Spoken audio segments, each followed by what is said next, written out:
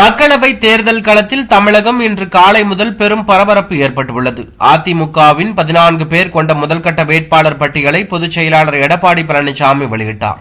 இதனைத் தொடர்ந்து அண்ணா அறிவாலயத்தில் நடைபெற்ற நிகழ்ச்சியில் திமுக தேர்தல் அறிக்கை மற்றும் மக்களவைத் தேர்தலில் திமுக சார்பில் போட்டியிடும் 21 தொகுதிகளுக்கான வேட்பாளர் பட்டியல் வெளியிடப்பட்டது. இந்நிலையில் திமுக தலைவரும் முதலமைச்சரான ஸ்டாலின் தலைமையில் மாவட்ட செயலாளர்கள் கூட்டம் காணொலி மூலம் நடைபெற்றது. அப்போது பேசிய முதலமைச்சர் ஸ்டாலின், ஒரு சட்டமன்ற தொகுதி வாக்கு குறைந்தாலும் மாவட்ட செயலாளர் மற்றும் பொறுப்பு அமைச்சர்தான் பொறுப்பு. எந்த இடத்தில் வாக்கு குறைந்தாலும் அந்த இடத்திற்கு பொறுப்பானவர் பதில் சொல்ல வேண்டும். கட்சியின் நலன் முக்கியம், தமிழ்நாட்டின் நலன் முக்கியம், நாட்டின் எதிர்காலம்தான் முக்கியம் என வெற்றியை நோக்கி வேலை பார்க்க வேண்டும். வேட்பாளர்கள் யாராக இருந்தாலும் அரவணைத்துக் கொண்டு அவரை அழைத்துச் சென்று வாக்கு சேகரிக்க வேண்டும்.